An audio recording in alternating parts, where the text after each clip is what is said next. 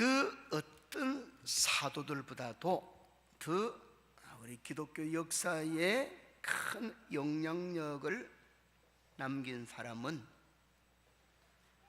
바울 사도다, 그렇게 누구든지 주저하지 않고 추천을 합니다. 우리 신약 성경을 잘 보면은 이 사도 바울만큼 참 놀랍고도 그 걸음이 닿는 곳마다 귀한 영향을 준 자가 없지요. 어떻게 그 한 사람이 예수님이 친히 세웠던 12 제자의 몫을 다 감당했다, 그럴 수 있을 정도로 그렇게 귀한 일을 할 수 있었을까? 참 궁금하지요. 그러나 그 대답을 얻는 것은 그리 어렵지를 않습니다. 성경 곳곳마다 이 바울 자신이 외치고 선언하고 있는 그의 신앙 고백 속에서 얼마든지 볼 수가 있기 때문이지요. 특별히 오늘 읽은 우리 본문의 말씀은 로마서의 정상이다, 꽃이다, 그럴 수 있는 이 8장에서도 오늘 우리 본문이 그 사실을 잘 보여줍니다. 앞에서 읽었습니다마는 38절로 39절 두 절을 제가 다시 한번 읽어드리면은 그는 이렇게 큰 소리로 외치고 있습니다. 내가 확신하노니 사망이나 생명이나 천사들이나 권세자들이나 현대일이나 장래일이나 능력이나 높음이나 깊음이나 다른 어떤 피조물이라도 우리를 우리 주 그리스도 예수 안에 있는 하나님의 사랑에서 끊을 수 없으리라, 그렇게 외치고 있어요.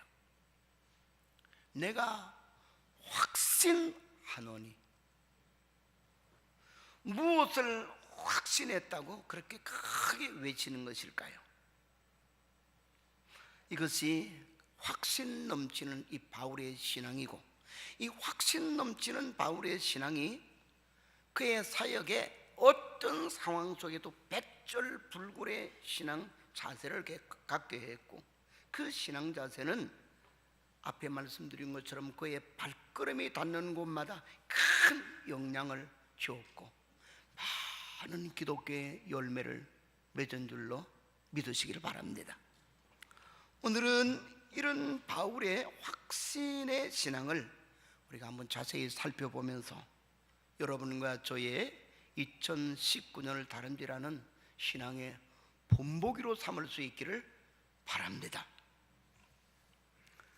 오늘 이 바울의 확신 넘치는 신앙은 본문을 잘 살펴보면은 그러한 확신이 그냥 우물딱주물딱 생기는 것이고, 모양도 형체도 제대로 없는 것이 아니라 야무진 세 가지 요소가 똘똘 뭉쳐서 확신을 넘치는 신앙의 모습을 이루고 있음을 우리에게 보여줘요.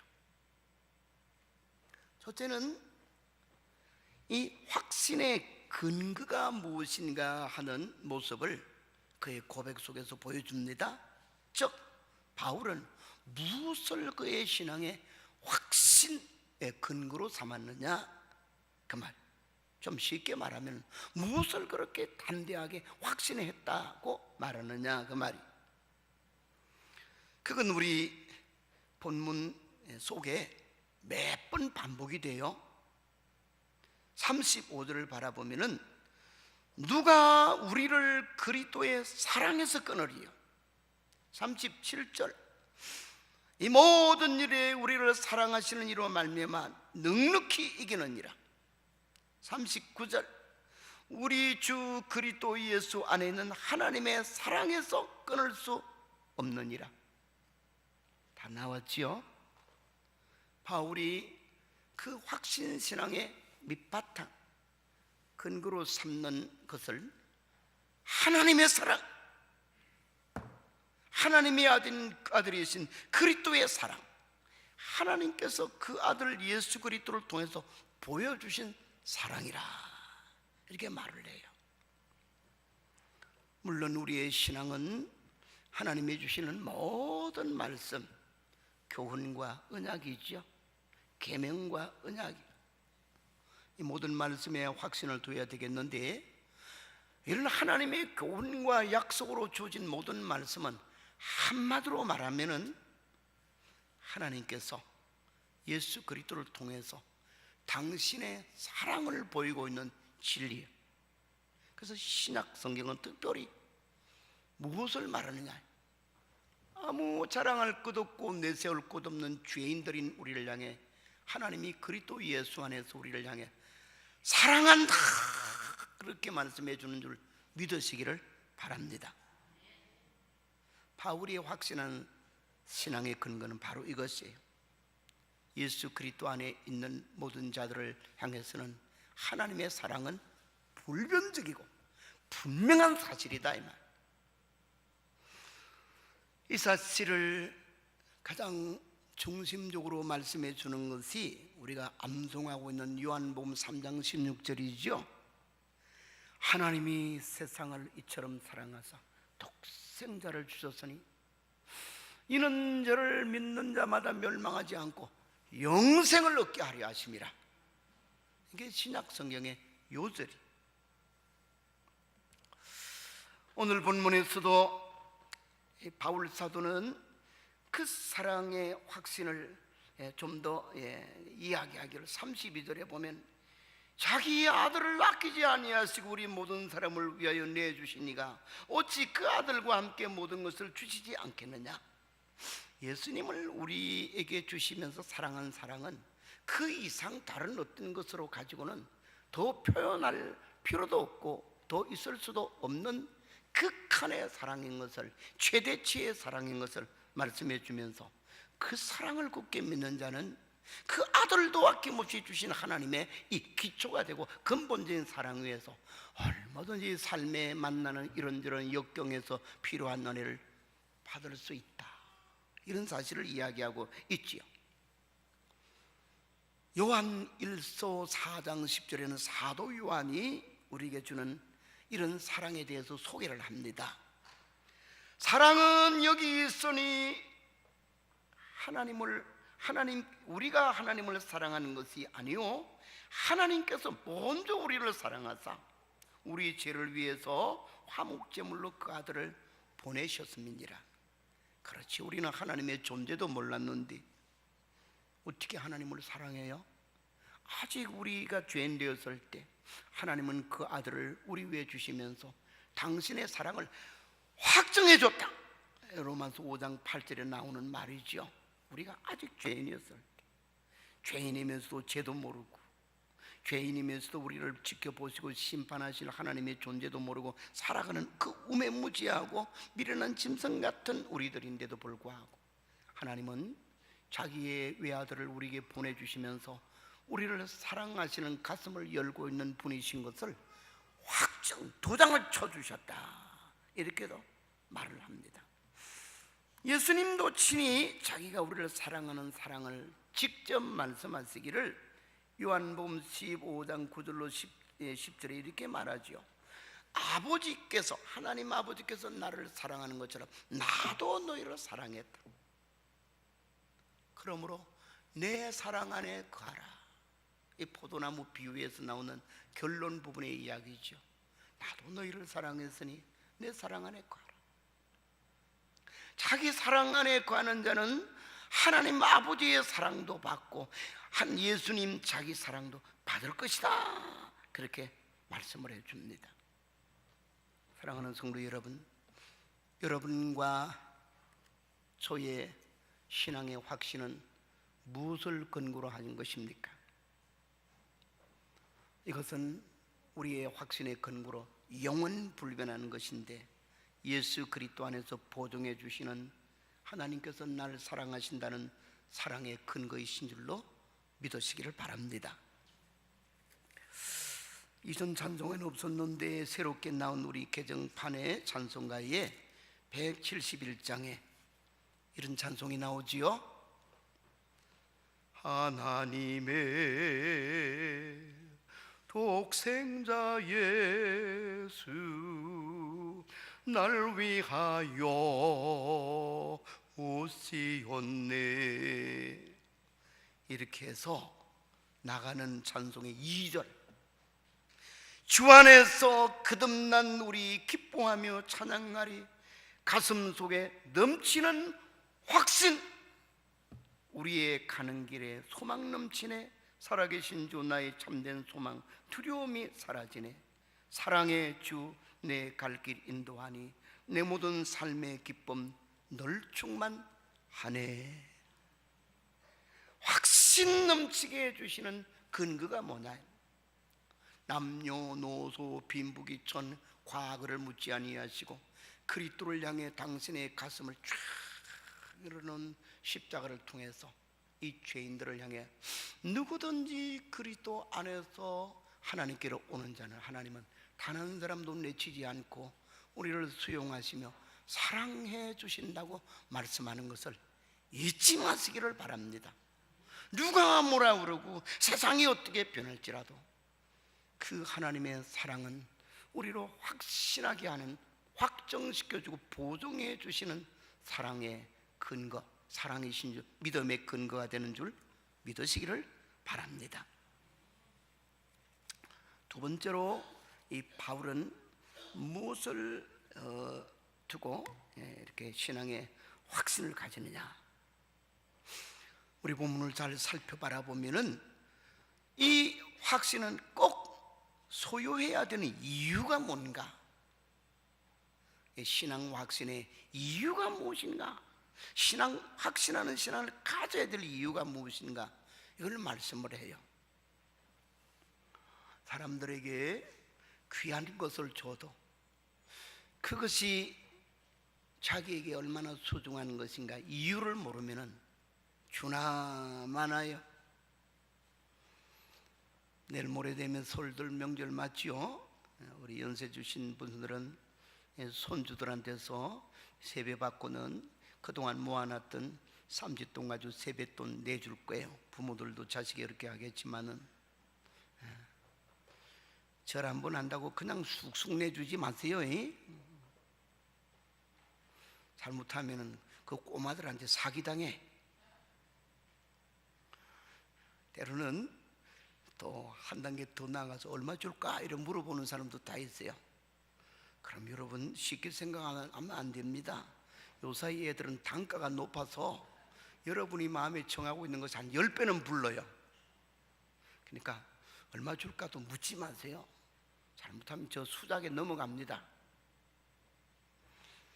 그걸 말하려고 그러는 것이 아니라 저도 교육이 좀 돼야 된다 이 말이. 그래야만이 아이들도 배꼽 인사를 90도로 하는 게 아니라 120도로 해요. 고맙습니다. 잘 쓰겠습니다. 그래. 쑥쑥 내주면은 버릇만 나빠질 수도 있다고 말이에요. 그것처럼 하나님이 우리에게 어떤 귀한 은혜를 주실 때 받는 우리가 이유도 목적도 모르고 받으면은 얼마 안 가면 다 까먹어요. 다 잊어버려. 오늘 바울은 자신은 물론이거니와 모든 우리들에게 왜 우리는 이 신앙의 확신, 특별히 못난 우리를 향해서 하나님 우리 주 예수 그리스도를 통해 우리를 사랑한다고 말씀해 여기에 대해 굳세게 믿으라, 확신을 가지라 그렇게 말하느냐. 이 이유가 있다는 거예요. 오늘 본문의 말씀을 잘 바라보면은 35절로 36절에는 이런 말이 배경이 되어서 나와요. 누가 우리를 그리스도의 사랑에서 끊으리요? 그래 놓고는 환난이나 군고나 박해나 기근이나 적신이나 위험이나 칼이라. 또 그 뒤에 내려가면은 38절에 이렇게 말합니다. 내가 확신하노니 그래 놓고 사망이나 생명이나 천사들이나 권세자들이나 현대일이나 장래일이나 높음이나 깊음이나 다른 어떤 피조물도 그래. 뭐 그렇게 이렇게 길게 말할까? 별별 일들을 다 말할까요? 우리 신앙생활에 다가오는 배경, 환경을 말하는 것이에요. 여러분, 우리가 하나님의 사랑을 믿고 살아야 될 이 신앙생활의 환경에는 끝없이 도전적 시험들이 온다는 사실을 잊지 마시기를 바랍니다. 그 형태를 말하기를 환난, 곤고, 적신, 칼, 위험, 기근 이런 거예요. 그 밑에 쭉 이야기합니다만 인류 역사의 처음으로부터 항상 하나님을 바로 섬기려고 그러는 그래야 되는 상황 속에는 항상 시험이 왔어요. 그래서 인생의 우리 인류 역사의 불행은 어디로부터 시작되느냐? 에덴의 범죄로부터 시작되죠. 사탄이란 놈이 와가지고는 사람을 미혹합니다. 시험한다 그 말이에요. 왜? 무엇을 노리고? 사랑과 생명과 복의 근원이신 하나님과 우리 사이를 쫙 잘라버리려고, 막아버리려고. 그래서 시험한 말이 선악과 하나님이 따먹지 말라고 금명을 내리고 먹으면 죽는다 이렇게까지 음하게 하신 그 말씀에 대해 아니다 정면 도전을 하게 하고, 먹으면은 너도 눈이 밝아져서 하나님같이 되리라 이렇게 말하는 거예요. 이게 엄청난 시험의 말이에요. 넘어가는 거예요. 그래서 사랑과 은혜가 넘치는 에덴 동산에 하나님과 어우러지던 삶은 깨지고 에덴 하나님의 동산에서 추방이 되는 거지. 거기로부터 인생이 불행해지는 거지. 오늘날까지 그 역사는 반복 내지 심화되어 가는 과정이다 그럴 수 있습니다. 어쩌면은 오늘을 살아가는 우리의 신앙인들에게는 오늘만큼 시험이 많은 세상이 없어요. 한쪽으로는 환난, 핍박, 박해, 그렇죠? 위험, 협박 많은 것들이 있고, 또 이면에는 세속의 방탕한 뒤집어나고 더럽고 거짓된 것들이 달콤하게 우리를 유혹해서 거기에 물들게 하고, 거기에 잠들게 하고, 거기에 마약 중독된 같이 중독되게 하고, 술 취해 이성을 잃어버리는 것처럼 우리의 분별력을 흐리게 만든다 이 말. 그것들을 쭉 이야기한 말이 바울이 지금 말하고 있는 배경의 이야기들이, 우리의 신앙은 환난으로 오든지 유혹으로 오든지 어떤 종류의 이 세상 시험도 이기며 살아가는 것이 신앙생활인 줄 믿으시길 바랍니다. 왜? 그래야만이 사랑과 생명과 복의 하나님과의 관계가 끊어지지 아니하기 때문에 계속 노리는 것. 그래서 그것을 이기기 위해서는 가져야 될 신앙의 자세가 뭐냐? 우리의 믿는 바, 우리의 하나님의 은혜를 의지하는 이 신앙이 확신에 서야 되는 거지. 허리멍텅하면 안 된다는 말. 확신에 서도 이런 시험의 일을 만날 때는 뿌리채 흔들리는 거예요. 믿어야 될 것인가 말 것인가. 그래서 하면 확신이 없는 신앙이 되면 어떨까요? 그건 물어보나 말한 거예요. 100% 입술려 가는 거지. 뿌리 없는 나무가 장마가 지고 강물이 넘쳐 홍수가 나면은 안 자빠지고 안 떠들어 가는 나무가 어디 있겠냐. 뿌리가 깊어도 자빠질 수가 있고. 그런데 언젠가도 한번 말한 적이 있습니다만은 제가 평생에 늘 한쪽으로 마음이 아픈 부분이 있어요. 그게 뭐냐면 저에게 전도한 제 친구가 신앙생활을 좀 몇 년 사이는 뭐 만나지도 못하고 통화도 못해서 모르겠는데 신앙생활을 잘하고 있지 못하는 것이 그렇게 마음이 아픈 거예요.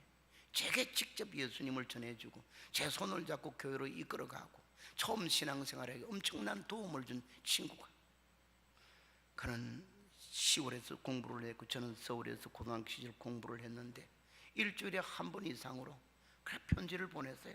하고는 어디에서 새로 배운 복음 성가라든지 누구의 간정이 있으면 가사 꼼꼼하게 적어가 보내면서 열심히 기도하자, 내가 너를 위해 기도한다. 이게 막 얼마나 은혜가 됐는지.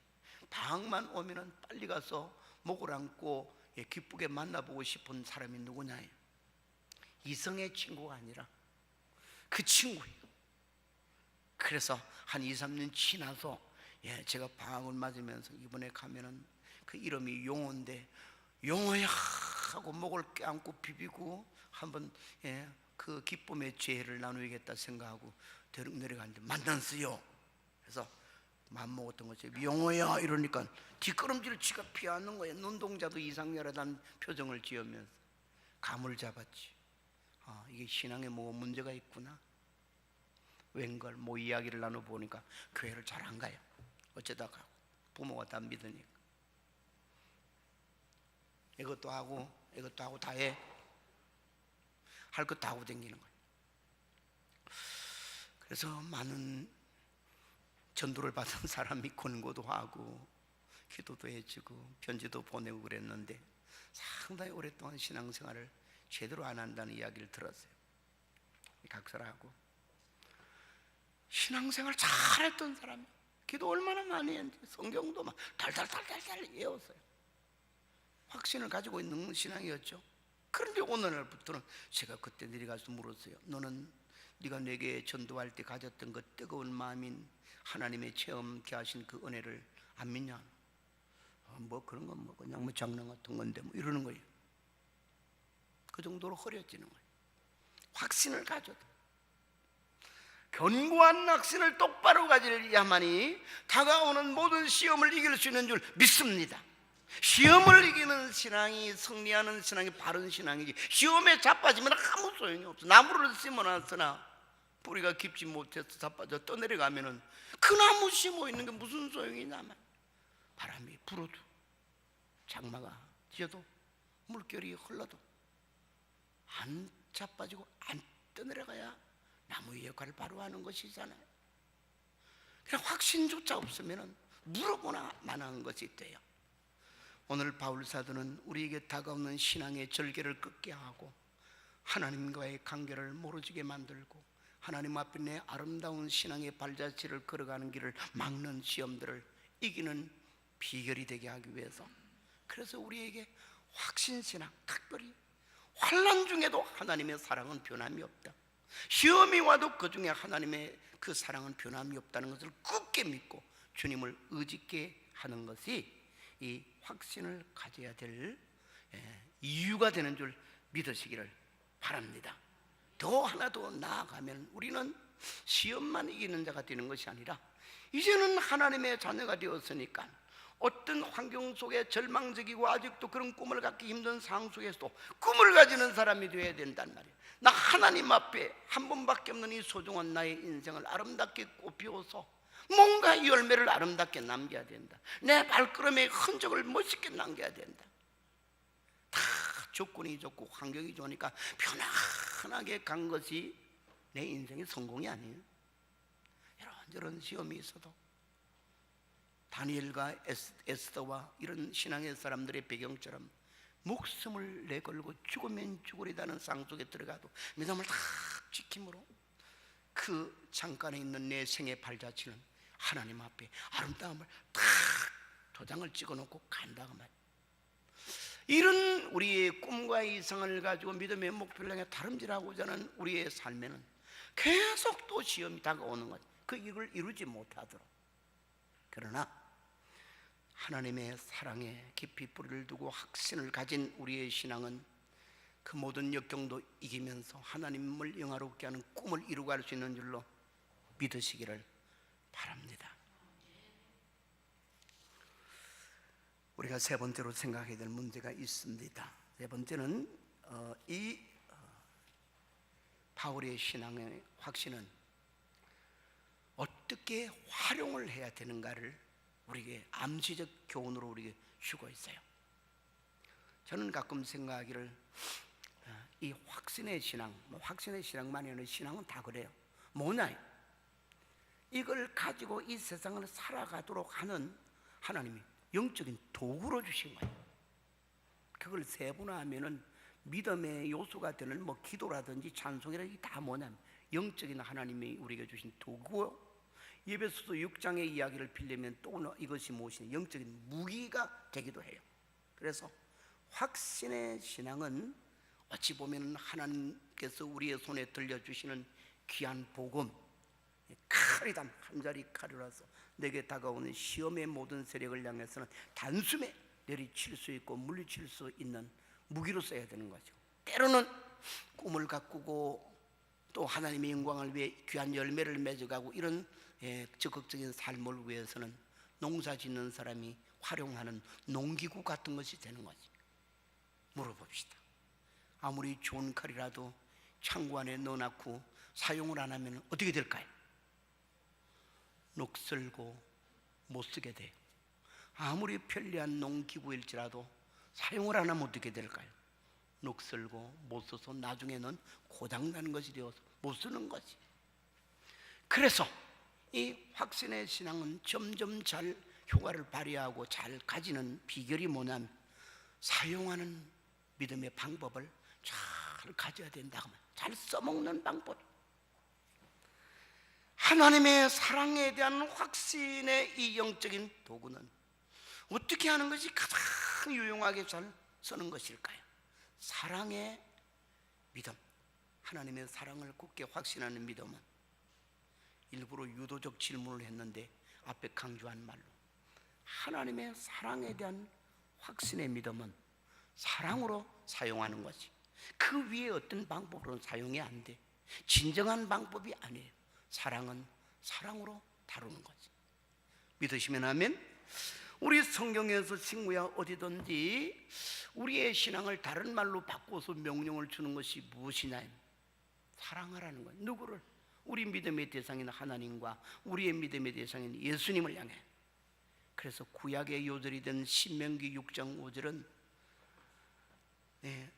우리의 마음과 뜻과 정성, 우리의 힘과 목숨과 모든 뜻을 다해서 주 너희 하나님을 사랑하라. 그래서 하나님을 믿으라는 말을 다르게 표시해서 주 너희 하나님을 사랑하라. 어떻게? 다하여서 힘껏. 이게 뭐냐? 이게 사랑의 하나님의 은혜를 믿고 확신하는 사랑의 신앙이요. 그러니까 하나님이 우리에게 주신 먼저 사랑해 주신 그 사랑의 확신을 가지고 그 확신의 신앙을 활용하는 방법이 하나님을 사랑하는 데 쓰는 것이다 그 말. 신약으로 너무 아니요. 구약에도 또한 대표적인 이 사랑을 가지고 신앙생활의 위대한 성리를 이루는 귀한 사람이 있죠. 하나님을 사랑하는 믿음으로. 그게 우리 여기 적혀 있는 이분의 기록이 나의 힘이 되신 여호와여 내가 주를 사랑하나이다. 누가 그렇게 고백했지요? 다윗이요. 구약의 가장 걸출한 인물은 누구니 그래도 다윗이. 그 뒤에 2절부터 바라보면은 이것이 꼭 하나님이 막 편하게 하고 잘 먹고 잘 살게 하고 모든 것이 시험되는 게 없으니까 거기에서 나오는 아주 감상적인 노래, 이 감정으로 나온 나의 힘이 되신 여호와여 내가 주를 사랑하나이다 이런 말이 아니고 그 뒤에 2절부터는 각가지 종류의 자기가 전쟁터에 나갔을 때나 뭐 기타의 자리에서 이런저런 시련 속에서 하나님을 경험하고 또 경험하게 될 그것을 배경으로 해서 하는 말이 주는 나의 반석, 나의 요소, 나의 피할 바위, 나의 구원의 뿔, 나의 하나님, 나의 산성 쭉 이야기를 해요. 다 뭐에 필요한 것인 것을 가리키냐. 이 세상을 살아가는 데서 하나님의 도우심을 입을 수 있는 그런 모든 배경, 입어야 될 상황을 말하고 있지요. 그러면 하나님의 사랑을 확신하고 하나님의 사랑을 확신한 믿음을 가지고 활용하는 방법이 나도 그 하나님을 사랑해요. 그럴 때 그 사랑하는 자에게는 하나님이 뭐 하시냐면 나타나시는 거예요. 힘이 되어주시는 거예요. 반석이 되어주시는 거예요. 피난처가 되어주시는 거예요. 그의 오른손이 되어주시는 줄로 믿으시기를 바랍니다. 신약으로 넘어와도 똑같은 말씀을 하고 있지요. 우리 신약의 요한복음 15장 포도나무와 가지의 비유에서도 예수님도 9절 10절에 이렇게 말합니다. 내가 하나님께서 나를 사랑한 같이 아버지께서 사랑을 입은 같이 나도 너희를 사랑하였으니 내 사랑 안에 거하라. 이러나고 그 뒤에 10절에는 뭐라고 하느냐, 내가 아버지의 계명을 지켜서 아버지의 사랑 안에 거하는 것처럼 너희도 내 계명을 지키면 내 사랑 안에 거하리라. 이 말과 흡사한 말이 요한복음 14장 21절은 우리가 자주로 기억하고 암송하는 구절이잖아요. 나의 계명을 가지고 지키는 자는 나를 사랑하는 자니 나를 사랑하는 자는 내 아버지께 사랑을 받을 것이요 나도 그를 사랑해서 그에게 나를 나타내 주리라. 그렇게 말씀하는 줄 믿으시기를 바랍니다. 그러면 하나님의 사랑을 확신한 믿음은 하나님을 사랑하는 데 쓰는 거예요. 예수님을 사랑하는 데 도구로 써야 되는 거지. 그래서 우리는 하나님을 향해서, 예수님을 향해 사랑한다는 고백을 늘 자주로 하고, 사랑한다는 우리의 하나님의 높여드리고 순종하는 행동의 고백을, 표현을 보여드려야 되는 거지.